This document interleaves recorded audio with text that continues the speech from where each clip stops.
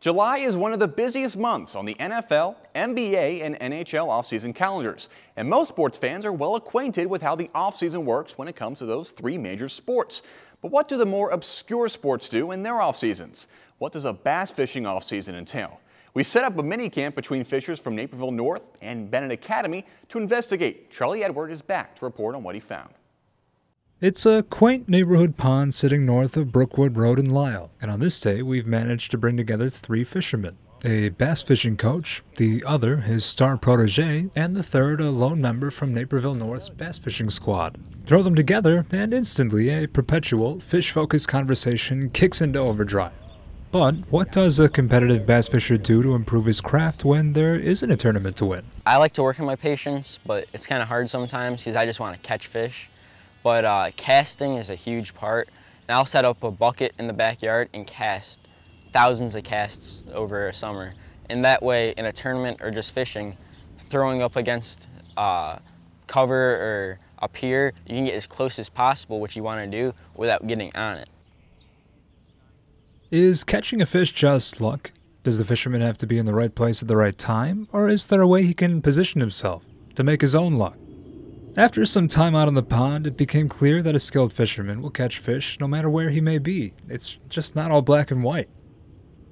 Meet Henry Moore, a 17-year-old senior at Benet Academy. And despite having just 3 years of fishing experience, he's been a member of the Red Wings sectional team for 2 of them. So it can't be a coincidence that on this day, in this mostly barren pond... Yeah, it's a little guy, but it's a fish. Moore managed to bring in a catch. So there is a certain degree to which you can practice, rehearse, know everything, and maybe not do well.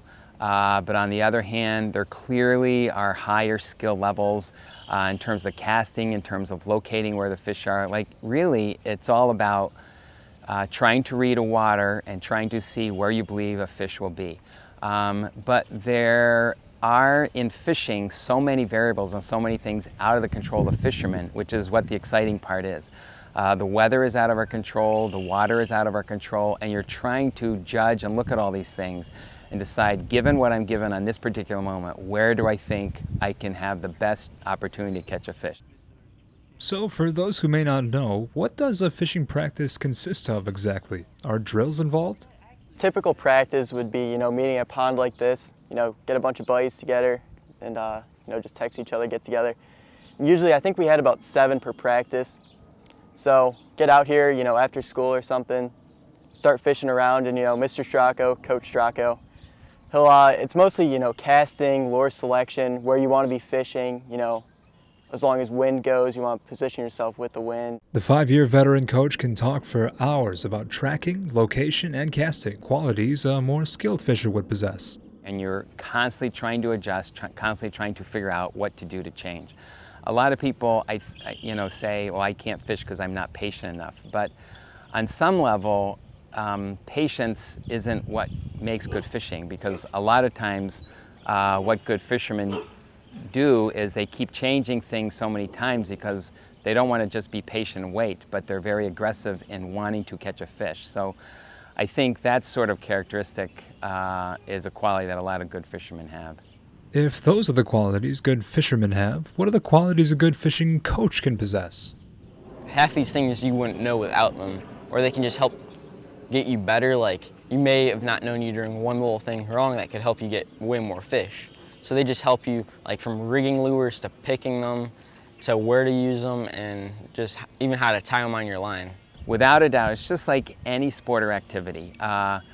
If you continue to delve into the intricacies of it, there's a lot to learn. Though it seems they have built-in fish tracking GPS systems in their brains, the fisherman's life is not all technical and robotic. Actually, it's full of great depth and color. Their stories are what keep them coming back for more.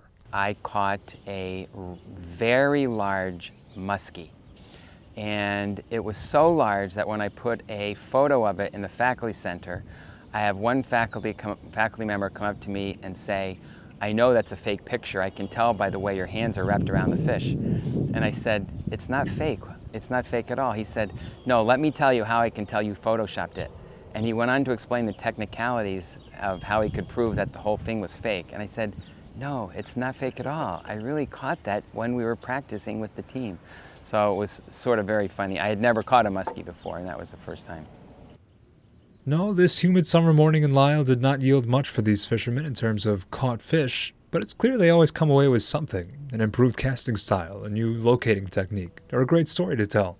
For these masters of the pond, every day on the lake is another leaf turned. From Brookwood Road in Lisle, reporting for the home stretch, I'm Charlie Edward.